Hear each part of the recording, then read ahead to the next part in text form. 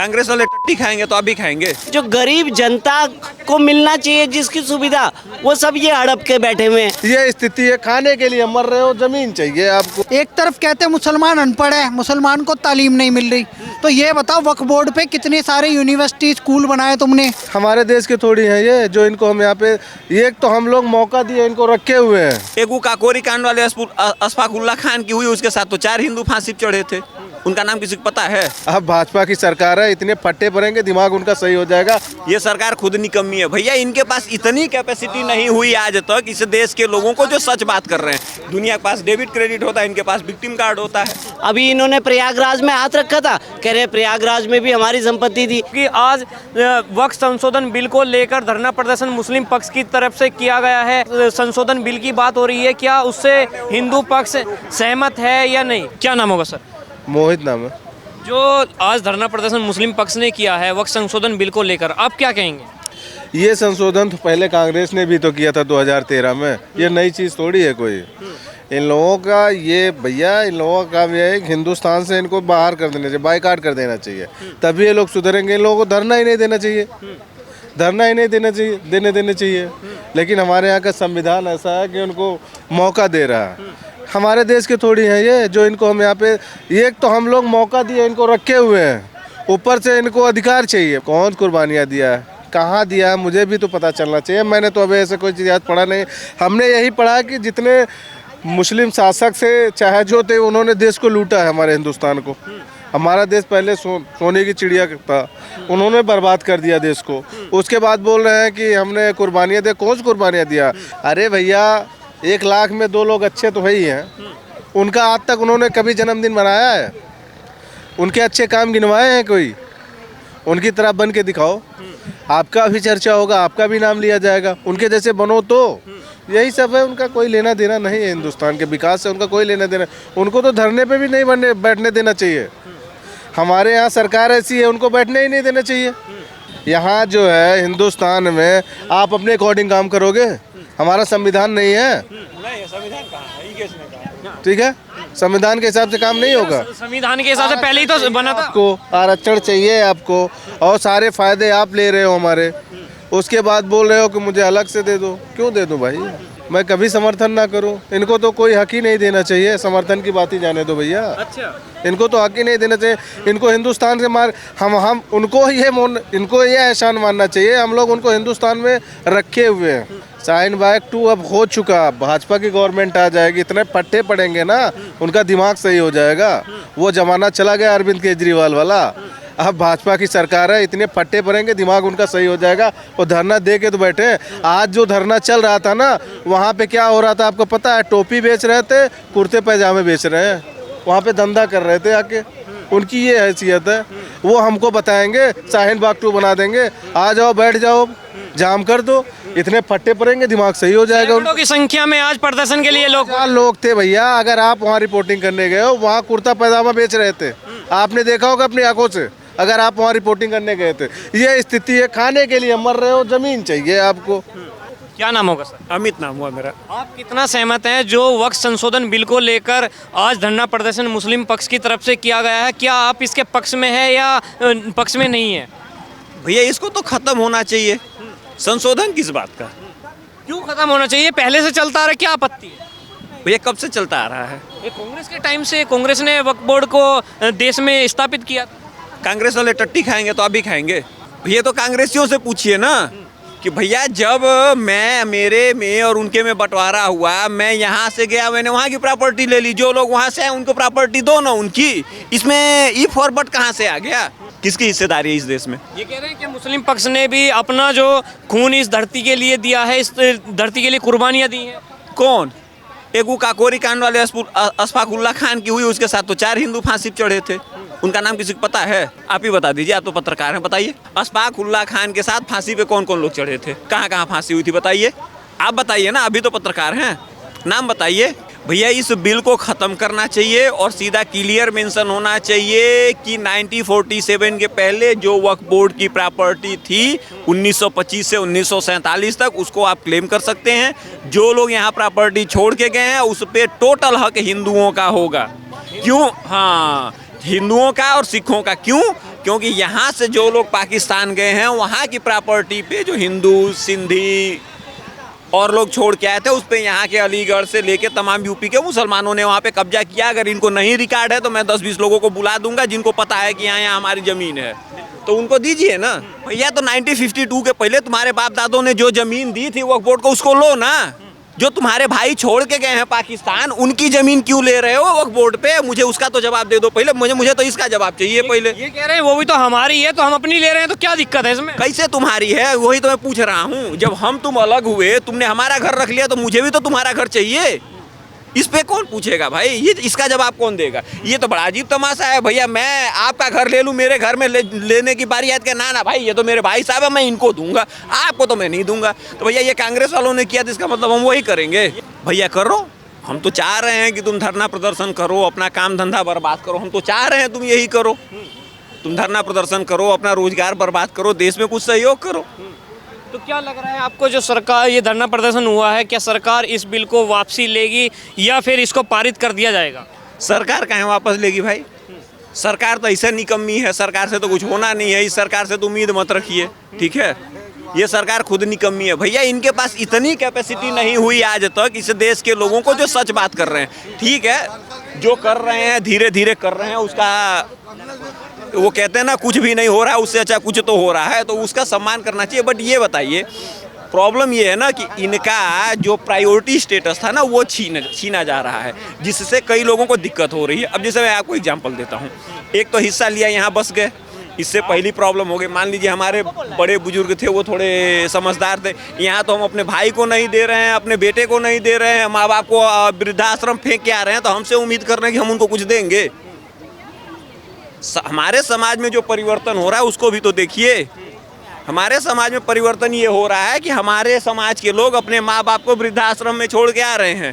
तो एक बार सोच लीजिए कि लालच में हमारे लोग अगर कहीं पलट गए तो तुमको जो दिया वो भी ले लेंगे। पहली चीज़ हो गई। अब दूसरी बात सुनिए भैया, इनको क्या क्या मिला मैं गिनाता हूँ।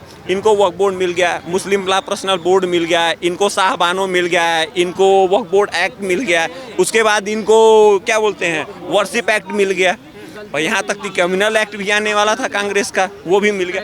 अब प्रॉब्लम ये हो रही है कि सरकार कह रही कि सारे इक्वल हैं, जो हमारे संविधान की मूल बात है। इससे इनको प्रॉब्लम हो रही। क्यों? Debit card, credit card. अब जो विक्टिम कार्ड है ना, वो इनको खेलने में परेशानी हो रही है। दुनिया के पास डेबिट क्रेडिट होता है, इनके पास विक्टिम कार्ड होता है। भैया ये बताइए कि आप कैसे 4 बीबी रख सकते हैं इस देश में? भैया दीन का मामला है तो तुम्हारे बाप दादा ने हिस्सा लिया, जाओ ना वहाँ, किसने मना किया? नई व्यवस्था है तो हम टिकट करवा देते हैं, एक ट्रेन चलवा देते हैं, लद के चले जाओ। बांग्लादेश और यहाँ दोनों है तुम्हारा। तुम्हारे बाप दादा ने बांग्लादेश भी लिया था, पाकिस्तान भी लिया था, चले जाओ, हम थोड़ी मना कर रहे हैं। ये सब काम भारत में होगा हमारा। तो तुम्हारे बाप दादा क्या कर रहे थे? तुम्हारे बाप दादों ने 96% वोट और 87% सीटें कैसे दी थी? तो तुम्हारे बाप दादा क्या थे? उनसे तो पूछ लो एक बारी। क्या सब एक से थोड़ी हो जाएंगे? अबे तो 96% लोग क्यों नहीं गए? जिन लोगों ने वोट दिया था उनको तो पूछो। भैया इस देश में प्रॉब्लम यह है कि जितने गधे इस देश की जनता है उससे गधे इस देश के पत्रकार हैं। मैं तो ओपन बोलता हूँ भैया, उनसे पूछो जब तेरे बाप दादाओं ने 96% वोट दिया था तो 96% में से कितने लोग गए? क्यों नहीं 96.1% इस देश से लोग गए पाकिस्तान? गए नहीं गए। पाकिस्तान से कितने % लोग आए? 87% लोग आ गए। मुसलमानों ने वोट दिया था 1946 के इलेक्शन में, केवल मुसलमानों ने, जिससे इस देश का बंटवारा हुआ। इसमें हिंदुओं ने वोट नहीं दिया। माइनॉरिटी है ही कहाँ भैया? जो इस देश में जो रूल किया वो माइनॉरिटी कैसे हो सकता है? भैया इस देश में जो राज कर चुके हैं वो माइनॉरिटी कैसे हो गए? भैया सच्चर कमेटी की रिपोर्ट इनके लिए बनाई गई। भैया जब तुम यहाँ पैदा ही हुए हो इस देश को बर्बाद करने के लिए, ठीक है, तो उसमें हमारी क्या गलती है? संविधान मानता कौन है? संविधान मानते हैं तो यूसीसी, आरक्षण और इक्वल राइट सबका कहाँ है? भैया तुम कैसे 4 शादी कर रहे हो बताओ तो सही। मुसलमानों पे थोपा जा रहा है। मुसलमानों को तो अभी कुछ किया ही नहीं गया। भैया देखो, पहले तो वक्फ बोर्ड खत्म होना चाहिए, पहली चीज। उसके बाद मुस्लिम पर्सनल लॉ बोर्ड है वो खत्म होना चाहिए। 4 शादियां खत्म होनी चाहिए। पहले ये जो इनको प्रायोरिटी लिस्ट मिली है ना, और दंगा करने के बाद जो इनका विड्रॉल होता था वो खत्म होना चाहिए। ये क्लियर मेंशन कर देना चाहिए कि जहाँ भी दंगा होगा उसका जिम्मेदार मुसलमान होगा। मुसलमान क्यों जिम्मेदार होगा? क्या दंगा मुसलमान ही करता और कोई नहीं दंगा करता? भैया पूरी दुनिया में चलो, हम तो इस देश में हैं, हम यहाँ दंगा करते मान लेते, हम तो मान लेते कि हम दंगा करते हैं। तो भैया अफगानिस्तान में ये दंगा कर रहे हैं, पाकिस्तान में ये दंगा कर रहे हैं, सीरिया में ये कर रहे हैं, इराक में ये और सबको छोड़ दीजिए, यूरोप में ये कर रहे हैं, दूसरे का छोड़ दीजिए। ये बताइए कि क्या मैं अरब के मिनिस्टर जो हैं उनसे ज़्यादा अरबी जानता हूँ? उन्होंने तो सीधा कहा कि यूरोप वाले चूतिया हैं, उनको पता नहीं इस्लाम क्या, वो हमको सिखा रहे हैं। कोई मुस्लिम लोगों के साथ नहीं है। देखिए ये वक्फ बोर्ड बनाया किस लिए गया है कि जो संपत्तियां हड़पने का काम कर रही हैं, ये खाली हड़पने का काम चल रहा है। आप ये देखिए ओबीसी सरकार, ओबीसी के पास में कितने हज़ारों करोड़ रुपए संपत्ति वक्फ बोर्ड की हड़प के बैठा हुआ है। आप ये अहमदुल्ला खान को देख लीजिए, कितनी संपत्ति हड़प के बैठा हुआ है। तो ये कुल मिला के जो गरीब जनता को मिलना चाहिए जिसकी सुविधा, वो सब ये हड़प के बैठे हुए हैं और इसी चीज़ पे पाबंदी लगाने चाहती है भारत सरकार। देखिए अमेंडमेंट करने की आवश्यकता इसलिए आन पड़ी कि बड़े बड़े लोग इस संपत्ति पे कब्जा करके बैठे हुए हैं। और आप ये देखिए ना, जहाँ ये हाथ रख लेते हैं कहते हैं ये हमारी संपत्ति है। अभी इन्होंने प्रयागराज में हाथ रखा था, कह रहे प्रयागराज में भी हमारी संपत्ति थी। दिल्ली के मंदिरों पे 6 मंदिरों पे कहने लगे कि ये दिल्ली की वक्फ बोर्ड की संपत्ति पे बना हुआ है। तो ये तो इनको चाहे कल को पार्लियामेंट में कहने लगे, ये पार्लियामेंट भी जो है पार्लियामेंट में दावा ठोक ही दिया था। बिल्कुल। तो कुल मिलाकर के मैं यही कहना चाह रहा हूँ कि ये लोग ना संपत्ति को हड़पना चाहते हैं और हड़प करके अपना वर्चस्व बढ़ाना चाहते हैं। अब ये चाहते हैं, देखिए ये खाली धमकाने की प्रवृत्ति चल रही है इनकी। ये कांग्रेस का टाइम नहीं है, इनको अभी ये पता होना चाहिए ये बीजेपी सरकार है और बीजेपी की सरकार इनको प्यार से भी वो करना जानती है और अंगुली टेढ़ी करके वो भी करना जानती है। तो जैसे प्यार से मानेंगे तो प्यार से मान जाए। आप देखिए ना जेबीसी की मीटिंग हुई, सारे ये तो दिल्ली का पार्लियामेंट। आप ये बताइए सरिया से चलेंगे कि संविधान से चलेंगे? आप ये बताइए किससे चलेगा ये देश? संविधान से चलेगा, सरिया से चलेगा?